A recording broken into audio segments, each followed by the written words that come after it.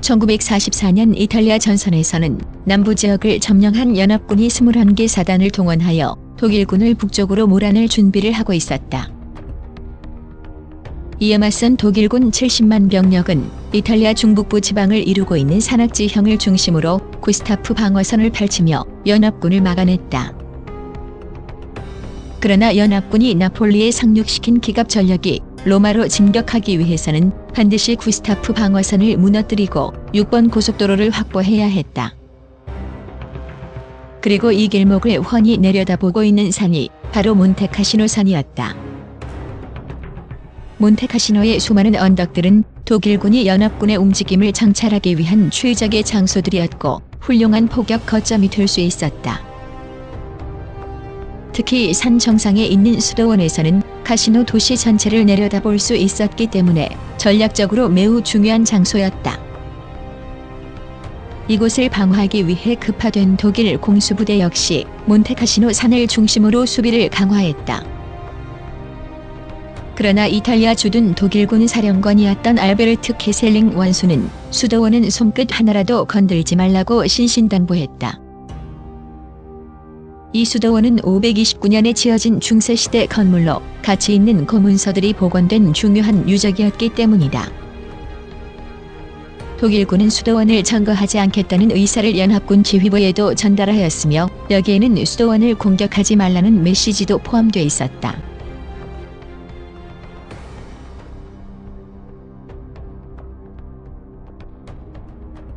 몬테카시노를 점거하려는 연합군의 첫 번째 공격 작전은 미저우군 사령관 클라크 장군의 지휘하에 이루어졌다.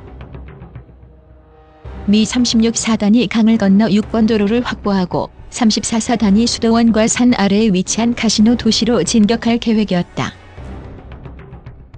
그러나 강 주변에는 이미 수많은 지뢰와 함정들이 설치돼 있었고 미군이 강에 도착하기도 전에 독일군의 박격포 공격이 쏟아졌다. 미 36사단은 전투 개시 48시간 동안 2,000명의 사상자가 발생했으며 전체 전력의 3분의 1을 상실하고 말았다.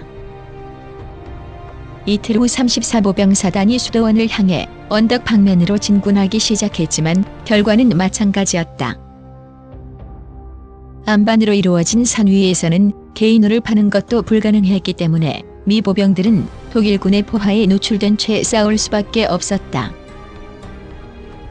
미군은 수도원 바로 아래까지 도달하는 데 성공했지만 이미 전체 전력의 80%를 손실한 상황이었기 때문에 결국 철수해야만 했다.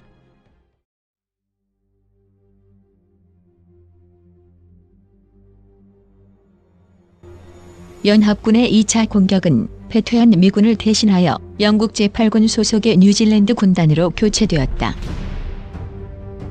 그러나 뉴질랜드 군단을 지휘하던 프레이버거의 계획도 미군과 별다른 점이 없었다.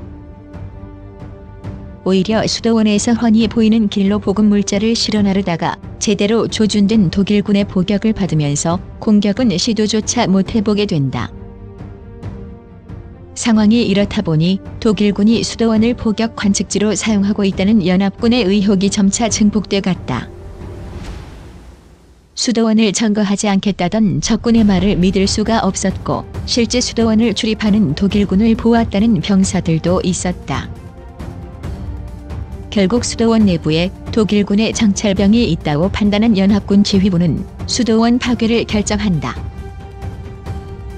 연합군은 제4인도 사단 지휘관 디몰린 준장의 이름으로 몬테카시노 수도원에 대한 융단 폭격을 정식으로 요청하였다. 문화 유적을 파괴하는 이번 작전을 반대하는 지휘관도 많았지만 전선 총사령관이었던 헤럴드 알렉산더 장군은 결국 수도원을 파괴하라는 명령을 하더라였다. 1944년 2월 15일 200여 기가 넘는 연합군 폭격기가 4시간 동안 500톤의 폭탄을 몬테카시노 수도원에 쏟아부었다. 그리고 그날 오후와 다음 날까지 추가로 포사격이 진행됐으며 59대의 전폭기가 추가로 투입돼 이미 폐허로 변한 수도원을 폭격하였다. 이때 이루어진 연합군의 폭격으로 수도원에 머물고 있던 수많은 이탈리아 민간인들과 수도승이 목숨을 잃었다. 반면 1969년 최종적으로 교정된 미육군 공식 역사에 따르면 당시 수도원 내부에 독일군은 없었다고 기록되어 있다. 연합군의 융단 폭격으로 수도원이 폐허가 되자 독일군 제1공수 사단 소속 공수부대원들이 수도원을 점거하여 이를 요새화하기 시작했다. 이후 영국군이 다시 공격을 개시하고 산악전에 능숙한 구르카 부대까지 투입했지만 병력 손실만 입은 채 물러나고 만다. 결국 작전을 지휘하던 프레이버그 장군은 수도원 언덕에 대한 공격 계획을 잠정 중단하라 명령하였고 20일 날 공격을 취소시켰다.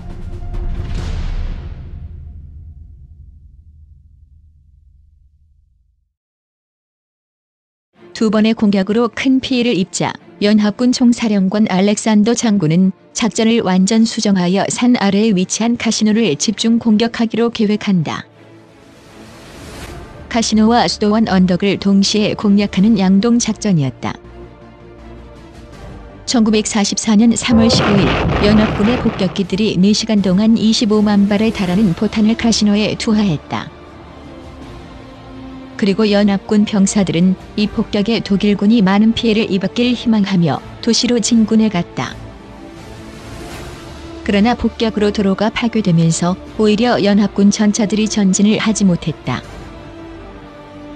게다가 파괴된 도시 곳곳에서 근접 전투가 벌어지게 되는데 독일군 공수사단들은 근접 전투에 숙련된 군대들이었다. 한편 수도원으로 향한 뉴질랜드군은 성언덕을 점령하는 데 성공했고 교수형 언덕을 점령한 제4인도 사단과 접선을 시도했다. 그러나 이 순간 독일군 정예제 1공수사단이 성언덕에 있는 뉴질랜드군을 공격해왔다.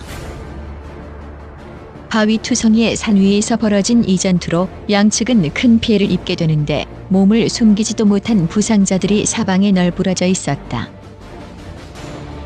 결국 임시휴전을 맺은 양측은 치열했던 전투를 잠시 멈췄고 인명피해가 컸던 영국군은 교수형 언덕을 포기하고 후퇴하고 만다. 연합군의 3차 공격이 벌어진 2주 사이에 5,000명이 넘는 병사가 목숨을 잃었다.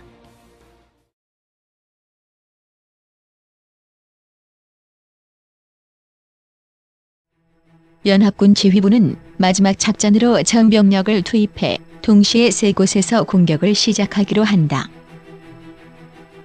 왕관 작전이라 명명된 연합군의 공격 계획은 미 2군단이 7번 도로를 통해 로마로 북상하고 그 사이 프랑스군과 영국군이 몬테카시노를 정면 공격하여 점령한 뒤 6번 도로를 통해 로마로 진격한다는 것이었다. 여기에는 독일군의 관심을 다른 곳으로 돌리는 일련의 교란 작전들이 포함됐고 독일군 정찰을 속이기 위한 가짜 전차와 차량들도 배치되었다. 그 결과 독일군을 지휘하던 게셀링 원수는 카시노 근방에는 6개의 연합군 사단이 머물고 있다고 예측했지만 실상은 13개 사단이었다. 대규모 병력이 투입된 왕관 작전은 실행에만 2달이 소요됐다. 5월 11일 마침내 모든 준비를 마친 연합군이 1800문의 대포를 동원하여 공격을 개시하였다. 그리고 카시노 남쪽을 방어하던 독일군 71사단이 무너지기 시작하면서 마침내 구스타프 방어선에 구멍이 생겼다. 무너진 방어선으로 연합군의 대규모 군대가 일제히 진격을 개시하였고 인도사단이 강의 교량을 놓으면서 기갑여단의 전차가 진군하기 시작했다. 후방의 2차 방어선을 준비하기 위한 시간이 필요했던 독일군은 모든 예비 전력을 투입시키며 연합군의 진격을 막아내려 했다. 그러나 14일에는 모로코군 4개 사단이 독일 방어선을 돌파하는 데 성공하였고 15일에는 영국 78사단이 13군단에 가세하여 카시노를 고립시켰다. 그리고 몬테카시노 점령을 맡은 프랑스군과 영국 8군이 마침내 독일군의 방어선을 서서히 무너뜨리기 시작했다. 특히 영국 제8군의 선두에는 독일에게 나라를 빼앗긴 폴란드 군단이 몬테카시노 공략의 선봉으로 나섰다. 당시 수도원을 점거하고 있던 독일군 소대장은 폴란드군이 이성을 잃은 야수처럼 돌격해왔다고 증언하였다. 5월 18일 마침내 폴란드군 정찰대가 수도원에 도착하였고 이때 잔해 속에 남아있는 독일군은 상태가 심각한 부상자들 뿐이었다. 퇴로가 막힐 것을 우려한 독일 공수사단은 전날 밤 모두 퇴각했던 것이다. 그러나 폴란드군은 몬테카시노 수도원을 탈환하는데 무려 2,000명이 전사하는 값비싼 대가를 치러야 했다. 현재 수도원은 재건되었으며 수도원 근방에는 폴란드인 공동묘지를 비롯한 연합군 희생자들의 군인묘지가 위치해 있다. 이후 연합군은 계속 북상하였고 노르망디 상륙을 이틀 앞둔 1944년 6월 4일 로마에 입성하게 된다.